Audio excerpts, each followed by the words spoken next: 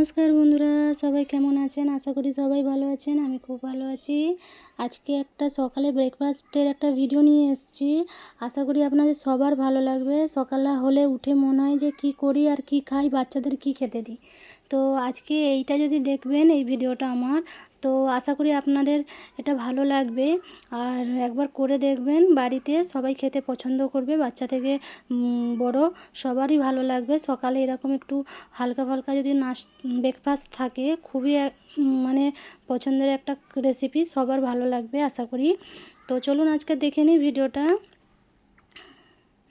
দেখুন, একটুখানি চিড়ে জলে ভিজিয়ে দিয়েছিলাম, দিয়ে এটাকে ভালো করে জল ঝরিয়ে মিক্সার মেশিনে দিয়ে দিয়েছি।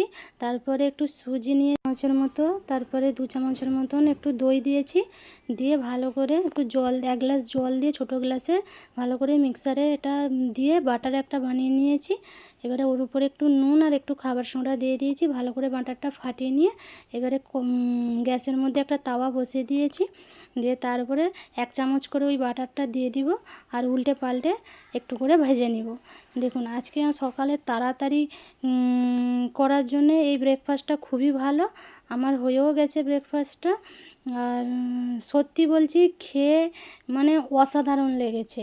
আর এর সাথে একটা চাটনি যে করব, ঘরে বানাবো, খুবই সুন্দর। দেখবেন ভিডিওটা পুরো। তো চাটনিটাও কেমন করে বানাচ্ছি, আর এর সাথে খুবই ভালো লাগবে খেতে।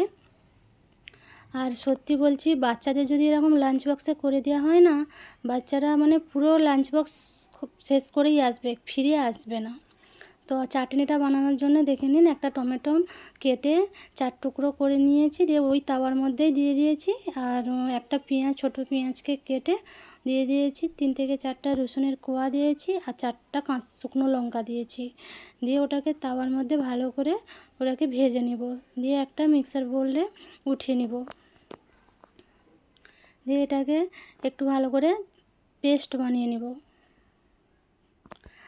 আমার এই রেসিপিটা, আমার এই ভিডিওটা ভালো লাগলে সবাই একটু লাইক, কমেন্ট, শেয়ার করে দেবেন, পাশে থাকবেন।